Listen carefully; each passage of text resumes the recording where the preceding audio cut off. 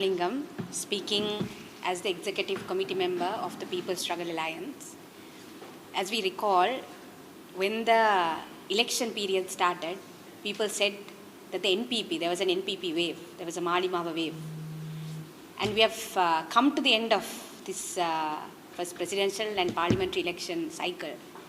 And this wave, this large wave, this huge wave, seemed to have swept over Parliament and have swept away the old guard, and as it recedes, it has left in its wake many new faces. And that is the decisive mandate which people have given to the NPP. And as the People's Struggle Alliance, I want to say that we respect this mandate. As a People's Struggle Alliance, we stood for these elections. We formed based on principles and values, political values. Throughout the election campaign, we took a position against the IMF. We warned about the IMF conditionalities. We warned against the debt restructuring which the Ranil Wickremesinghe government left before the presidential election, which he entered into before the presidential election. We spoke out against the EPF theft which happened under the Ranil Wickremesinghe government. We spoke about the national question and the long-standing demands of the minorities or the other nationalities in this country. And we warned against intervention by countries like India and the United States and what such intrusion does to small countries like ours. We were also the only alliance which consistently spoke about the genocide which is happening in Palestine. So we are an alliance which stood and will continue to stand on values. And despite the fact that we did not get a seat in Parliament, thousands of people have voted for us.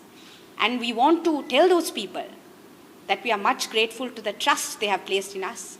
And we will continue to work for the mandate which they have, mandate and the trust which they have placed in us.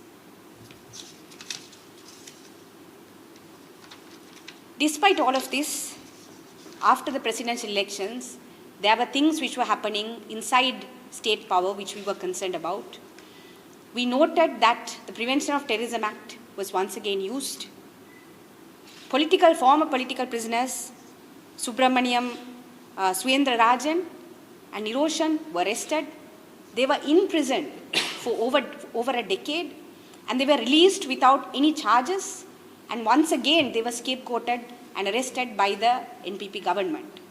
So we warned against the use of the PTA and what it does to democratic countries like ours. And we also spoke about the debt trap which Ranil Wickremesinghe has left for this government and which this government willingly went in and fell into that trap. So we warned against that. So before the elections, the defense which the NPP was taking was we don't have a parliament. So now not only do they have a parliament, but they have a 2/3 majority in parliament. They promised to abolish the executive presidency. You have a 2/3 majority in parliament, you should go ahead and do that. Dr. Harini Amarasuriya during the Yahapalia government took a position that Article 9 must be repealed. She has 2/3 majority now. She should go ahead and repeal Article 9 and introduce a new constitution which will address the long-standing burning issue of the national question. We have people like Lakmali Hemachandra in parliament who have consistently spoken out against the Prevention of Terrorism Act. She has taken the position in the past that we do not need a PT and we do not need any other anti-terror laws. She is in parliament now and they should do it with the 2/3 majority. We have people like Chaturanga Abhay-Singha who filed cases against the EPF theft. Now they have a 2/3 majority. They can reverse the EPF theft and restore the fund. We have trade union leaders in parliament. They can take decisive steps with regards to progressive labour law reforms, including protecting trade unions. They have a 2/3 majority and they can repeal Section 365 and 365A in the penal code and thereby decriminalize the LGBTQI rights. And also we have people like Mr. Bimal Ratnayaka, who is the head, I believe, of the Palestine Sri Lankan Friendship Society.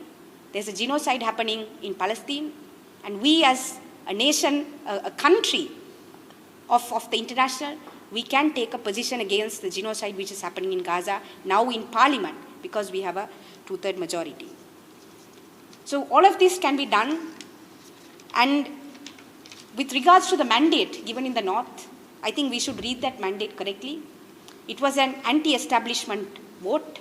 It was an anti-corruption vote. It was a vote given by people who were disillusioned by the politics which were done by the status quo nationalist parties. So I think the NPP, despite the fact that in their manifesto did not have a concrete position against racism, did not have a concrete position on the national question, they should take this mandate with humility and address the long concerning issues from the North, including wartime atrocities and accountability, and of course, the national question. The debt restructuring, it continues to plague the country, so we will be holding the government accountable to whatever debt restructuring agreements and arrangements which they are going to get into, because now the sole mandate and the sole responsibility is on the NPP government. Lastly, I would like to say that usually we say, once a government wins, the ball is in your court.